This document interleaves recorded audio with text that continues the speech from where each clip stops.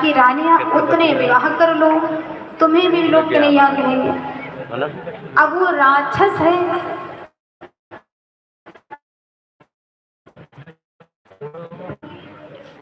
उसने यही विचार किया, जितनी भगवान की रानियां हैं, जितनी भगवान ने विवाह किए हैं, उतनी मैं भी विवाह करूंगा। आज वो महाबलवान राक्षस भौमासुर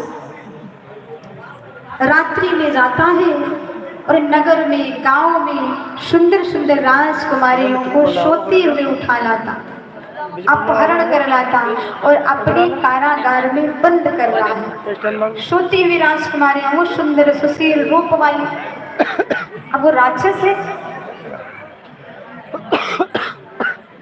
अब इसी प्रकार वो करता रहा, महीना 2 महीना बीत गए। जब धीरे धीरे हुआ क्या, 16,100 राजकुमारियां हो जाती हैं, तो उसने सोचा कि अब एक साथ समस्त देवियों के साथ विवाह कर लेना चाहिए। जैसे विचार किया तो भक्तों, जितनी भी राजकुमारियां, जितनी देवियां थी, वो सारी की सारी भगवान कृष्ण की परम भक्ति, भगवान कृष्ण की परम भक्ति करती थी। आज वो सारी देवियां, सारी पवित्र राजकुमारियां कारागार में बंद है, और जैसे राक्षस विवाह की पूरी तैयारी करता, पूरी तैयारी कर रहा है, एक साथ वरमाला डालेंगे, एक साथ विवाह होगा, पूरी व्यवस्था होगी। और जैसे वो विवाह करने की पूरी तैयारी, पूरी व्यवस्था हो गई, तो सारी देवियों ने जाना ये महादुष्ट, दुराचारी, पापाचारी, अत्याचारी, बलवान राक्षस हम जैसी पवित्र देवियां, हम जैसी पवित्र बेटियों के साथ विवाह करेंगे, नहीं करेंगे विवाह। अब सारी राजकुमारियां रुदन करने लगती है, रोने लगती है, और उस कारागार में कौन बैठा है जो सारी देवियों को बंदी गृह से मुक्त कराए।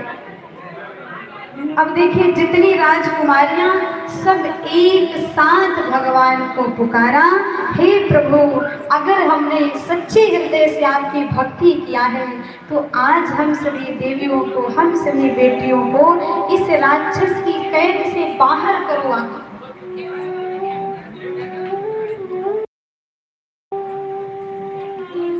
भगवान ने दुख भरी वाणी को सुना और कहते हैं, हम भगवान को अगर दुख में पुकारते तो भगवान दौड़ते आते। पीछे मैया लोग जो हैं, भाभी जी, बच्चे शांत करवाओ, क्योंकि देखिए, हाँ, सभी शांति का परिचय दें। बोली भक्ति बिहारी लाल की।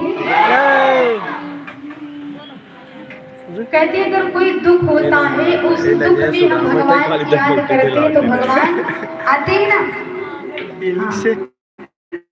लेकिन सच्चे हृदय से भगवान को पुकारा जाए, क्योंकि आज के भक्त भी दिखावे वाली पूजा करते हैं। भगवान की पूजा भी आजकल मॉडर्न हो गई, दिखावे वाली हो गई। जैसे मंदिर मैया लोग जाएंगे और मंदिर में खूब भीड़ है, खूब लाइन लगी है लंबी सी, तो बड़ी देर तक आरती घुमाएंगे, बड़ी देर तक रोटियां भर दो, रोटियां खूब जल छोड़ेंगे, 14-15 बार आरती घुमावेंगे, ताकि पीछे वाले समझे बड़ी पुजारन है। और अगर एको नहीं वहां पर, अगर एको भीड़ नहीं है, तो जल्दी उल्टा सीधा करके भागी कि घर का काम नहीं, फिर पूजा क्या करें 10 घंटा। दिखावे वाली पूजा, तो ऐसे दिखावे वाली पूजा से भगवान प्रसन्न नहीं होते,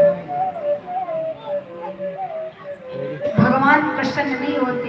कहते 3 चीजें पर्दे की होनी चाहिए, भोजन, भजन, नारी, तीनों पर्दा की अधिकारी। एक भोजन भी पर्दे में करना चाहिए, लेकिन आजकल मोबाइल सब ले गया, अंदर भोजन का नेटवर्क नहीं पकड़ रहा है। अब रोड पर कुर्सी डाल के बैठेंगे तो भोजन भी होगा, फेसबुक भी चलेगा।